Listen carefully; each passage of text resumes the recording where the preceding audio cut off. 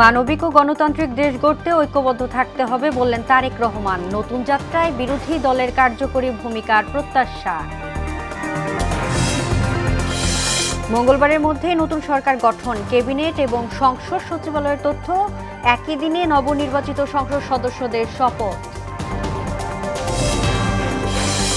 সংসদে যাচ্ছেন জুলাই আন্দোলনের রাজপথে ভূমিকা রাখা 6 তরুণ। জাতীয় রাজনীতিতে নতুন মেরুকরণের ইঙ্গিত, বলছেন এনসিপি নেতারা।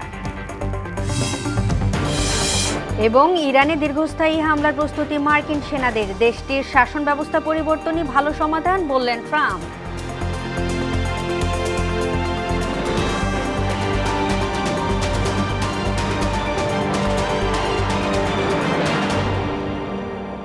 আসসালামু আলাইকুম, স্বাগত মোহনার সংবাদে। এতক্ষণ শুনছিলেন শিরোনাম, পুরো সংবাদের সঙ্গে আছি আমি তাজরিন নাহার মুক্তি।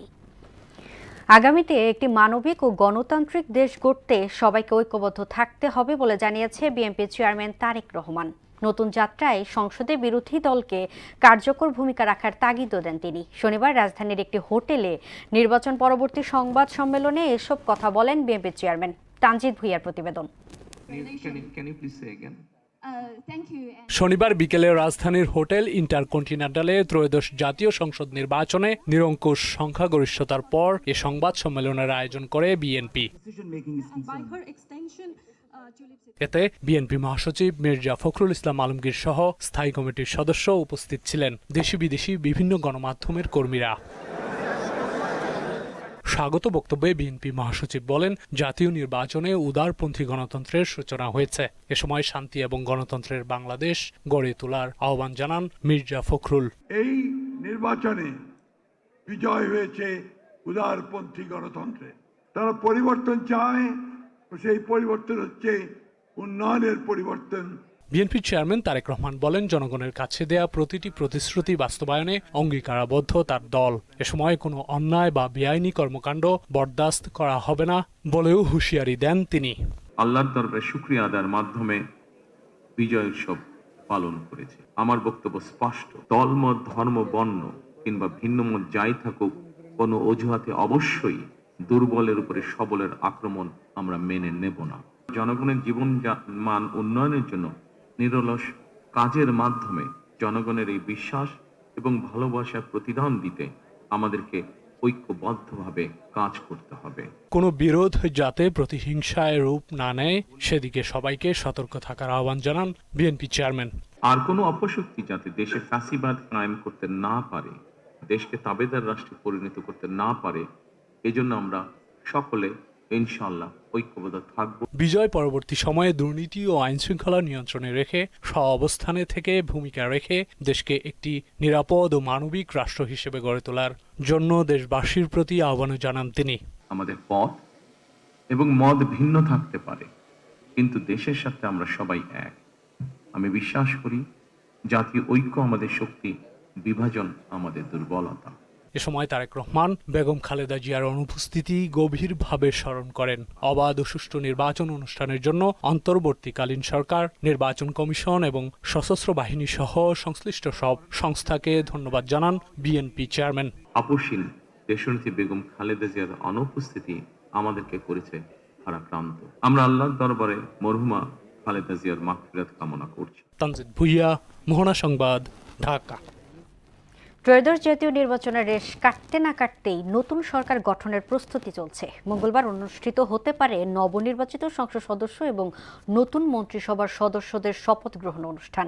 এর মধ্য দিয়ে শুরু হতে যাচ্ছে গণতান্ত্রিক বাংলাদেশের এক নতুন অধ্যায়। শনিবার রাতে জাতীয় সংসদ সচিবালয় সূত্রে এসব তথ্য জানা গেছে। যদিও এর আগে মন্ত্রিপরিষদ বিভাগ জানায় সোমবারের মধ্যে সংসদ সদস্য ও নতুন মন্ত্রিসভার শপথ অনুষ্ঠিত হবে। ওই দিন সকালে সংসদ সদস্যদের শপথ পড়াবেন প্রধান নির্বাচন কমিশনার, আর বিকেলে সংবিধান অনুযায়ী নতুন মন্ত্রিসভার সংসদের শপথ পড়াবেন রাষ্ট্রপতি মোহাম্মদ শাহাবুদ্দিন। তাদের শপথ গ্রহণ হবে। এই শপথ গ্রহণের পরে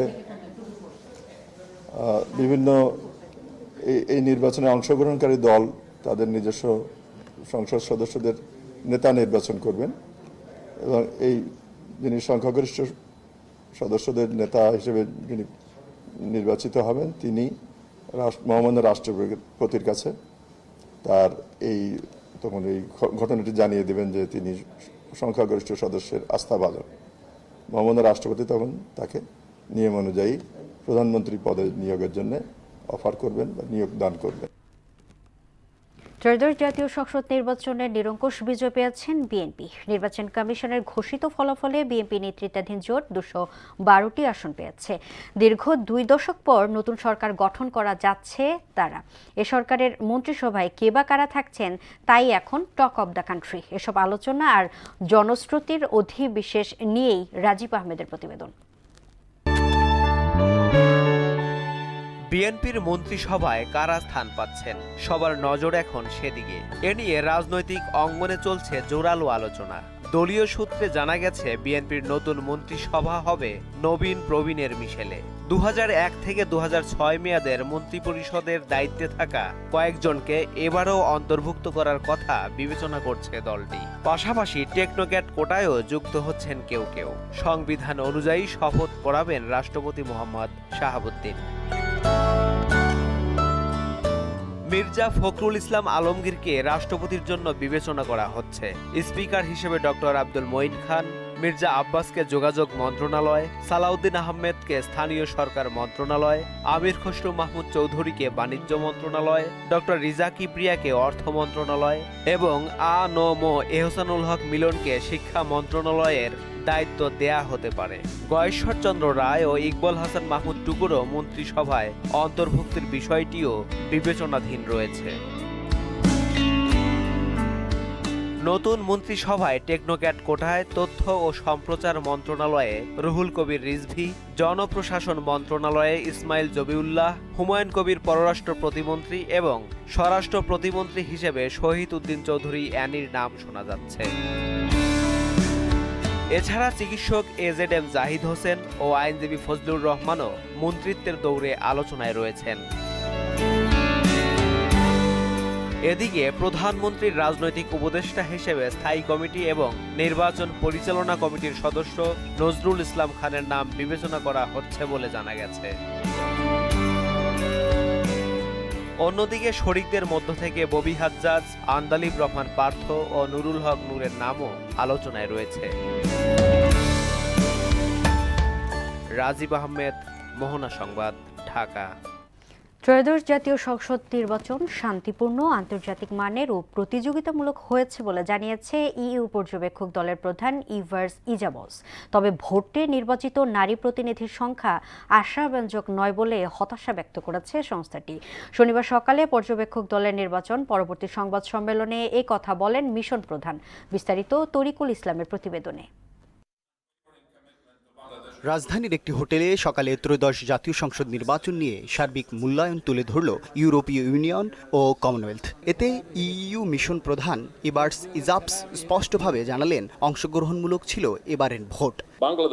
আমাদের মূল্যায়ন হলো এটি গ্রহণযোগ্য এবং আইনের শাসন মেনে অনুষ্ঠিত একটি নির্বাচন। 2008 সালের পর বাংলাদেশে এমন প্রতিযোগিতামূলক নির্বাচন আর দেখা যায়নি। এবার নির্বাচন কমিশন নিরপেক্ষতার সাথে নতুন এক মানদণ্ড তৈরি করেছে বলে মনে করছে ইইউ। 2026 সালের নির্বাচন নির্ভরযোগ্য ও প্রতিযোগিতামূলকভাবে গণতান্ত্রিক ও সঠিক আইনি প্রক্রিয়ায় অনুষ্ঠিত হয়েছে, যা আন্তর্জাতিক মানদণ্ড রেখেছে। মিশন প্রধানের মতে নির্বাচনে নারী প্রার্থীর সংখ্যা ছিল নগণ্য, যা জুলাই সনদের সাথে সাংঘর্ষিক। নির্বাচন ঘিরে নারীদের বিরুদ্ধে ডিজিটাল পুরুষতান্ত্রিক হয়রানি ও চরিত্রহরণ ছিল আশঙ্কাজনক। গণতান্ত্রিক চর্চায় এমন যৌন নির্যাতনমূলক আচরণ কাম্য নয়। যারা ডিজিটালি নির্যাতিত হয়েছে, ইইউ তাদের পরিবারের প্রতি সমবেদনা জানাচ্ছে। এদিকে কমনওয়েলথ নির্বাচন অবজারভার কমিটির চেয়ারম্যান জানান, নির্বাচন সুষ্ঠু করার জন্য প্রতি দলেরই অংশগ্রহণ প্রয়োজন। আমি মনে করি এই নির্বাচন গ্রহণযোগ্য, কারণ শান্তিপূর্ণ ও স্বচ্ছতার সাথে এটি অনুষ্ঠিত হয়েছে। নির্বাচনের পর রাজনৈতিক দলগুলো যেভাবে সহনশীলতার সাথে জয় পরাজয় মেনে নিয়েছে তাকে সাধুবাদ জানান ইইউ ও কমনওয়েলথ।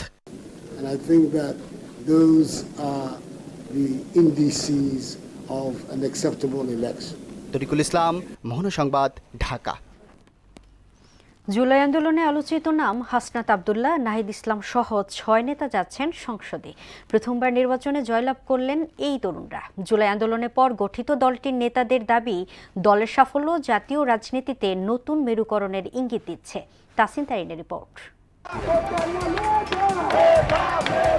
জুলাই গণ অভ্যুত্থানের পরে গড়ে ওঠা রাজনৈতিক দল জাতীয় নাগরিক পার্টি এনসিপির ৬ নেতা এমপি হিসেবে নির্বাচিত হয়েছেন। এই ৬ জন এবারের জাতীয় সংসদে দলটির প্রতিনিধিত্ব করবে। ১ বছর হওয়ার আগে সংসদে বসতে যাচ্ছেন দলটির নেতাকর্মীরা। একমাত্র সাধারণ মানুষই হবে ক্ষমতার সর্বময় উৎস। অন্তর্বর্তী সরকারের উপদেষ্টা হয়েছিলেন জুলাই আন্দোলনের অন্যতম নায়ক নাহিদ ইসলাম। সরকার থেকে বের হয়ে গঠন করেন দল জাতীয় নাগরিক পার্টি এনসিপির আহ্বায়ক তিনি। এবার জাতীয় নির্বাচনে ঢাকা ১১ আসনে প্রতিদ্বন্দ্বী বিএনপির এম.এ. কাইয়ুমকে হারিয়ে চমক দেখিয়েছেন এই তরুণ নেতা। রংপুর ৪ আসনে জয়ের হাসি হাসলেন দলটির সদস্য সচিব আক্তার হোসেন। তার সাফল্যে এলাকায় আনন্দ উল্লাস করেছেন সমর্থকরা। জুলাই আন্দোলনের আরেক আলোচিত নাম হাসনাত আব্দুল্লাহ। এনসিপির দক্ষিণাঞ্চলের মুখ্য সমন্বয়ক তিনি। এবারের নির্বাচনে কুমিল্লা ৪ আসনে সবগুলো কেন্দ্র থেকে জয় পান হাসনাত আব্দুল্লাহ। নোয়াখালী ৬ আসনে জয় পেয়েছেন এনসিপির আরেক নেতা হান্নান মাসুদ। শাপলাকলি প্রতীকে বিএনপির প্রার্থীকে টপকিয়ে বিজয়ী হন তিনি। কুড়িগ্রাম ২ আসনে ১১ দলীয় জোটের প্রার্থী হিসেবে বিজয়ী হয়েছেন এনসিপির ডক্টর আতিক মুজাহিদ। এইবারই প্রথম সংসদ সদস্য হিসেবে নির্বাচিত হয়েছেন নারায়ণগঞ্জ ৪ আসনের এনসিপির প্রার্থী আব্দুল্লাহ আল আমিন।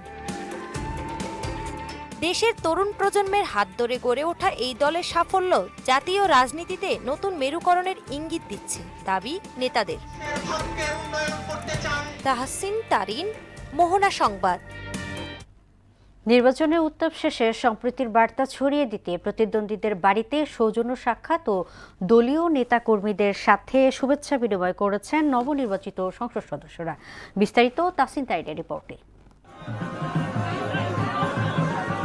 নওগাঁ ১ আসনের নবনির্বাচিত সংসদ সদস্য মোহাম্মদ মোস্তাফিজুর রহমানকে পহেলা ফাল্গুনের শুভেচ্ছা জানান সর্বস্তরের মানুষ এবং বিএনপির দলের নেতাকর্মীরা। টাঙ্গাইল ৭ আসনের বিপুল ভোটের ব্যবধানে তৃতীয়বারের মতো এমপি নির্বাচিত হওয়ায় বিএনপির জাতীয় নির্বাহী কমিটির শিশু বিষয়ক সম্পাদক আবুল কালাম আজাদ সিদ্দিকীকে ফুলেল শুভেচ্ছা জানান মির্জাপুর উপজেলা মাধ্যমিক শিক্ষক সমিতি। খাগড়াছড়িতে নবনির্বাচিত সংসদ সদস্য ওয়াদুদ ভূঁইয়াকে শুভেচ্ছা ও অভিনন্দন জানাতে ভিড় করেন সাধারণ মানুষ। নেতাকর্মীদের সংযত ও সম্প্রীতিপূর্ণ আচরণের আহ্বান করেন তিনি। ফরিদপুরে বিজয়ী বিএনপি প্রার্থীর বাড়িতে বাড়িতে চলছে ভোটারদের সাথে শুভেচ্ছা বিনিময়। ফরিদপুর সদর আসনের বিজয়ী বিএনপি প্রার্থী চৌধুরী নায়াব ইউসুফের বাড়িতে নেতাকর্মীরা অবস্থান নেন। কিশোরগঞ্জ ২ আসনে বিজয়ী হওয়ার পর প্রতিদ্বন্দ্বী জামায়াত প্রার্থী মোহাম্মদ শফিকুল ইসলাম মোরলের বাড়িতে গিয়ে সম্প্রীতির নজির স্থাপন করেছেন অ্যাডভোকেট জালাল উদ্দিন। আমার দিক থেকে কোনো সমস্যা থাকবে না। প্রতিদ্বন্দ্বীর বাড়িতে গিয়ে শুভেচ্ছা বিনিময়ের এই ঘটনাকে এলাকায় ইতিবাচক দৃষ্টান্ত হিসেবে দেখছেন স্থানীয়রা। আমাদেরকে এই বিজয় তাহসিন তারিন, মোহনা সংবাদ। নিত্যপণ্যের দাম সীমিত আয়ের মানুষের নাগালের মধ্যে আনার উদ্যোগ নেবে নতুন সরকার, এমনটাই প্রত্যাশা সাধারণ মানুষের। এ ব্যাপারে নতুন গঠিত হতে যাওয়া মন্ত্রিসভা দ্রুতই উদ্যোগ নেবে বলেও আশা জানান তারা। এদিকে নির্বাচনী ছুটি ঘিরে দাম বেড়েছে নিত্যপণ্যের। লেবুসহ বেশিরভাগ সবজি বর্ধিত দামে বিক্রি হচ্ছে। মাছের দাম কেজিতে অন্তত ২০০ টাকা পর্যন্ত বেড়েছে মুরগির দামও। আরও জানাচ্ছেন উষা ফেরদৌস।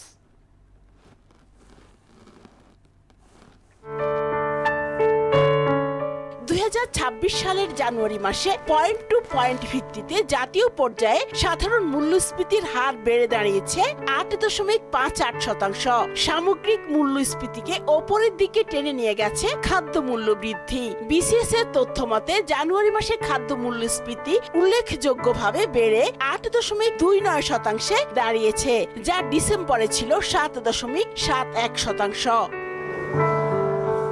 ত্রয়োদশ জাতীয় সংসদ নির্বাচনের ছুটি ঘিরে পরিবহন সংকট ও বাজারে সরবরাহ ঘাটতিতে বেড়েছে নিত্য প্রয়োজনীয় পণ্যের দাম। সব ধরনের সবজি বিক্রি হচ্ছে বাড়তি দামে। সবজির দাম সবচেয়ে বেশি।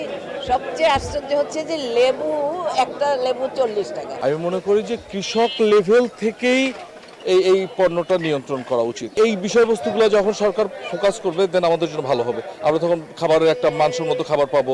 মাছের দামেও নেই স্বস্তি। নদীমাতৃক দেশে নদীর মাছের দাম নাগালের বাইরে, চাষের মাছও নেই নিম্ন আয়ের মানুষের নাগালে। আবার কিছু মাছ আপনার 300 টাকা বেড়ে গেছে, মানে আমাদের সাধ্যের বাইরে, মানে অনেক ইয়েতে অনেকবার বার্গেনিং করতে হয়, তারপরেও করে নেই। সরকারের সদিচ্ছা থাকলে অবশ্যই নিয়ন্ত্রণ করা যাবে। এখন এই সামনে রমজান মাস কিছু তো বেশি হইবই। বেড়েছে সব রকম মুরগির দামও, গরিবের আমিষ খ্যাত ব্রয়লার মুরগির দামও নেই নাগালে। গ্রামের থেকে যে গাড়ি আসে না, এই গাড়ি ভাড়া বেশি এবং সবাই নির্বাচনে ব্যস্ত থাকে। এমন পরিস্থিতিতে উচ্চ মূল্যস্ফীতি ও টাকার মান কমে যাওয়ায় সংকুচিত হয়ে পড়েছে সাধারণ মানুষের আয়। তাই গঠিত হতে যাওয়া নতুন সরকারের কাছে সবার প্রত্যাশা আকাশ ছোঁয়া। আমরা আশাবাদী, খুব আমার দল ক্ষমতা আছে, এই জন্য আমি আশাবাদী যে কিছু একটা দেখাতে পারবো। আমাদের নতুন সরকারের কাছে প্রত্যাশা বাজারটা যাতে বাজেটের মধ্যে নিয়ন্ত্রণে থাকে আর কি, এটাই আর কি আশা। না, আমাদের প্রত্যাশা তো অবশ্যই যে বাজার নিয়ন্ত্রণ রাখবে সরকার এবং সবকিছুর দাম যেন আমাদের নাগালের মধ্যে থাকে। হুট করে কোনো কিছুর দাম হঠাৎ করে বেড়ে গেলে তো এটা আমাদের কাস্টমারদের জন্য খুবই সমস্যা। প্রায় 4 কোটির বেশি মানুষ চরম দারিদ্র্যের মধ্যে বাস করছে, তাই বাজার নিয়ন্ত্রণ সময়ের দাবি বলেই মনে করছেন ভোক্তারা। উষা ফেরদৌস, মোহনা সংবাদ, ঢাকা। ডিলারদের কারসাজিতে চাঁপাইনবাবগঞ্জের প্রয়োজনীয় সার পাচ্ছেন না চাষিরা, ফলে ধান, গম, ভুট্টা, সরিষা সহ অন্যান্য ফসল আবাদে বিপাকে পড়েছেন কৃষকদের। যদিও কৃষি বিভাগ বলছে সারের কোনো সংকট নেই, মৌসুম অনুযায়ী প্রয়োজনীয় সার বরাদ্দ দেওয়া হচ্ছে। শহীদুল ইসলামের প্রতিবেদন, জানাচ্ছেন তাসির তারিন। ডিলারদের অব্যবস্থাপনায় সারা বছরই সারের সংকটে পড়ছেন চাঁপাইনবাবগঞ্জের কৃষকরা। প্রয়োজনের তুলনায় অনেক কম সার সরবরাহ করে ডিলাররা, কিন্তু দাম বেশি দিয়ে খুচরা বিক্রেতাদের কাছে মিলছে প্রয়োজনীয় সার বলে অভিযোগ কৃষকদের। লাগবে 5 বস্তা, ধরিয়ে দেয় 1 বস্তা। এই সংকটগুলো আমরা নিরসনের জন্য সরকারের কাছে আহ্বান করব, যেন আমরা পর্যাপ্ত পরিমাণে পাই। সরকারের কাছে আমাদের এটাই অনুরোধ, যেভাবে হোক আমাদেরকে যেন কৃষকেরা সারটা পায়। আমরা পর্যাপ্ত পরিমাণ সার পাচ্ছি না, দোকানে গেলে আপনার দাম অনেক বেশি। কৃষি জমিতে সার দেওয়ার জন্য সার আনতে যাই, তখন আমাদের ডিলারদের কাছে যেতে হয়।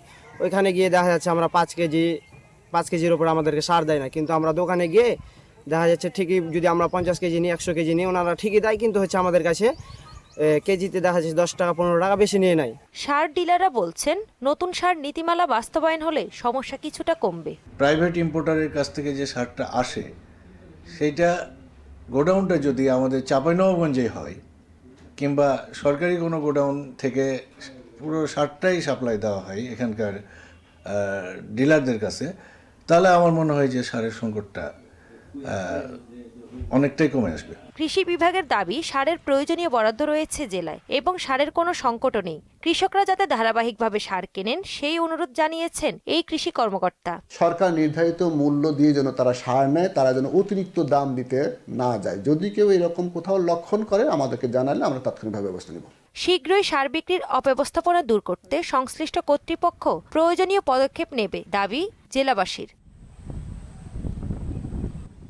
তাহসিন তারিন, মোহনা সংবাদ। যোগাযোগ ব্যবস্থা না থাকায় উৎপাদিত ফসলের ন্যায্য মূল্য থেকে বঞ্চিত হচ্ছে কুষ্টিয়ার কুমারখালী পদ্মাচরে কৃষকেরা। বর্ষার অধিক পরিমাণে পলিমাটি পড়ায় ফসল উৎপাদনে বাড়তি খরচ গুনতে হয় তাদের। তাই যোগাযোগ ব্যবস্থার উন্নয়নের সড়ক ও সেতু নির্মাণের দাবি স্থানীয়দের।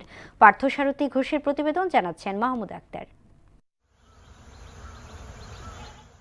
কুষ্টিয়ার কুমারখালীর চর মহেন্দ্রপুর ও চর জগন্নাথপুরে বিভিন্ন ফসল উৎপাদন করছেন চরের কৃষকরা। শুধু কৃষিতে নয়, গবাদি পশুর চাহিদারও বড় একটি যোগান দিয়ে যাচ্ছেন এখানকার বাসিন্দারা। কিন্তু যোগাযোগ ব্যবস্থা অনুন্নত থাকায় পণ্য পরিবহনে ঘোড়ার গাড়ি, মহিষের গাড়ি ও সাইকেল ব্যবহার করেন চাষিরা। তাতে ন্যায্য মূল্য থেকে বঞ্চিত হচ্ছেন তারা।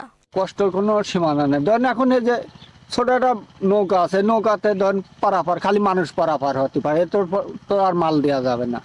এইভাবে বাজার দিয়ে ঘুরিয়ে আসে, এই কাজ দিয়ে বাঁধ দেশে ওই বাইর দিয়ে ঘুরিয়ে আসে, এইভাবে যায়। গাড়ি ঘোড়ায় ধান মান নিয়ে ওই কাজ দিয়ে ওঠে। মশির গাড়ি আছে, ঘোড়ার গাড়ি আছে, সব নিয়ে যাওয়া। লাস্টে ব্রিজ করে দিলে তো আরো ভালো হয়। পরিশ্রমের ন্যায্য মূল্যটা কৃষকরা পায় না। সরকারিভাবে যদি তাদের বীজ সার বা অন্যভাবে আর্থিক সহযোগিতা করত। শীঘ্রই যোগাযোগ ব্যবস্থার উন্নয়নে ঊর্ধ্বতন কর্মকর্তার কাছে প্রস্তাব পাঠানো হবে বলে জানালেন এলজিইডির উপজেলা প্রকৌশলী। 1 কিলোমিটার মতো কাঁচা আছে নদীর ওই পোল পর্যন্ত, মানে যে খেয়াঘাট পর্যন্ত যেতে। এই 1 কিলোমিটার আমরা আগামীতে কোনো ডিপিপি, কোনো প্রজেক্টের ডিপিপির মধ্যে ঢুকাই হয়তো চেষ্টা করবো যে পাকা করা যায়। এসব চরে বছরে 10 কোটি টাকার ফসল হয় জানিয়ে কৃষকদের জীবনমান উন্নয়নে সংশ্লিষ্টদের সাথে কথা বলে সেতু নির্মাণের আশ্বাস দেন কৃষি কর্মকর্তা। কৃষকদের যাতায়াতের জন্য কখনো কোনো কৃষক আমাদের কাছে এই ধরনের অভিযোগ করেন নাই। যদি এই ধরনের সমস্যা হয়ে থাকে তাহলে আমরা আমাদের যে উপজেলা প্রশাসন বা সংশ্লিষ্ট যে দপ্তর আছে তাদের সাথে কথা বলে আসলে বিষয়টা কিভাবে সমাধান করা যায় সেই বিষয়টা নিয়ে আমরা চেষ্টা করব। চরাঞ্চলের অর্থনৈতিক উন্নয়নে স্বল্প সুদে সরকারি ঋণ সহায়তার পাশাপাশি পাকা সড়ক ও সেতু নির্মাণ হলে কৃষিতে আরও উৎপাদন বাড়বে বলে মনে করছেন চরবাসী। মাহমুদা আক্তার, মোহনা সংবাদ। খেলা খবর ক্রিকেট। টি-20 বিশ্বকাপের এবারের আসরে খেলছে না বাংলাদেশের দল। বাংলাদেশের সমর্থনে ভারতের বিপক্ষে ম্যাচ বয়কট করার সিদ্ধান্ত নিয়েছে পাকিস্তানও। অবশেষে কলম্বোর আর প্রেমাদাসা স্টেডিয়ামে আজ লড়বে ভারত পাকিস্তান। সন্ধ্যা 7:30টার মুখোমুখি হচ্ছে চিরপ্রতিদ্বন্দ্বী দুই দল। আন্তর্জাতিক টি-20তে 16 দেখায় 13 জয় নিয়ে এগিয়ে ভারত। অন্যদিকে পাকিস্তানের জয় 3টিতে। টি-20 বিশ্বকাপে 8 বারের লড়াইয়ে ভারত 6-1 ব্যবধানে এগিয়ে, আর একটি ম্যাচ হয়েছে পরিত্যক্ত। আইসিসির আনুষ্ঠানিক আমন্ত্রণ পেয়েও কলম্বো যাচ্ছে না আমিনুল ইসলাম বুলবুল। ফলে শ্রীলঙ্কার প্রেমাদাসা স্টেডিয়ামে বসে বহুল প্রতীক্ষিত ভারত পাকিস্তান ম্যাচ উপভোগ করা হচ্ছে না বিসিবির সভাপতির। আইসিসির পক্ষ থেকে বিসিবির সভাপতি ছাড়া উপমহাদেশের অন্যান্য বোর্ডের প্রধানদেরও তরফ থেকে কলম্বোর গ্যালারিতে উপস্থিত থাকার অনুরোধ জানানো হয়েছিল। আমিনুল ইসলাম বুলবুল জানান, আমন্ত্রণ থাকলেও বাংলাদেশ দল টুর্নামেন্টে না থাকায় এই ম্যাচে দেখতে সরাসরি উপস্থিত না থাকার সিদ্ধান্ত নিয়েছেন তিনি। দর্শক, এই পর্যায়ে জানিয়ে দিচ্ছি আজকের সংবাদপত্রের গুরুত্বপূর্ণ শিরোনাম।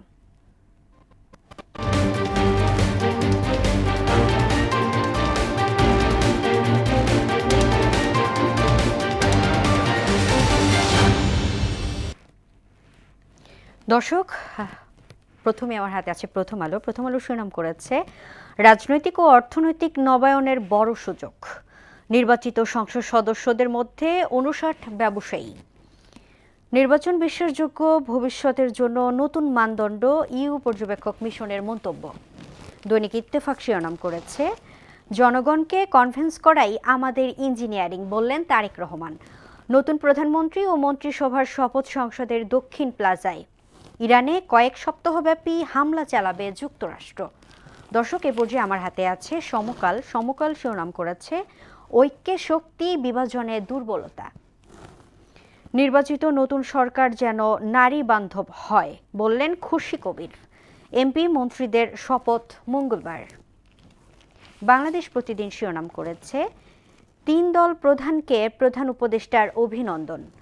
নতুন সরকারের সামনে কঠিন পথ। সহিংসতা প্রতিশোধ নয়, ঐক্য। এ পর্যায়ে আমার হাতে আছে যুগান্তর। যুগান্তর শিরোনাম করেছে, গণ অভ্যুত্থানের পর সুষ্ঠু নির্বাচন, নতুন বাংলাদেশের যাত্রা শুরু। ক্লিন ইমেজের মন্ত্রিসভা সময়ের দাবি। নির্বাচনোত্তর সংবাদ সম্মেলনে তারেক রহমান বলেন, এবার দেশ গড়ার পালা, ঐক্যবদ্ধ থাকতে হবে। এবং সর্বশেষ দ্য ডেইলি স্টার শিরোনাম করেছে, unity not divisions or vengeance, says Tarek in first press conference after victory. Will be in JS on the streets, Shofikur said. Jamaat accepts outcome. US trend drill, devil hidden in the fine print. এই ছিল সংবাদপত্রের গুরুত্বপূর্ণ শিরোনাম। শেষ করব মোহনা সংবাদ। যাওয়ার আগে শিরোনামগুলো দেখে নিচ্ছি আরও একবার।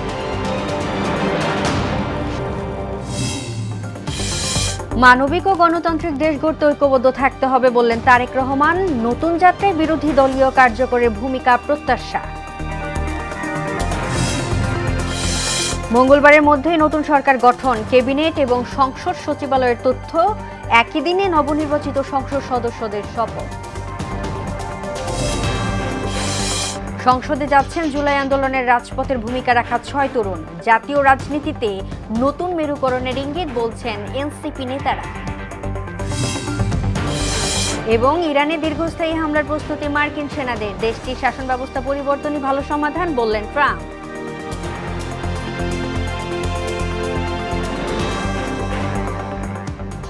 এই ছিল মোহনা সংবাদে। পরবর্তী সংবাদ দুপুর 1টায়। এর আগে সকাল 11টায় দেখবেন সংবাদ এক নজরে।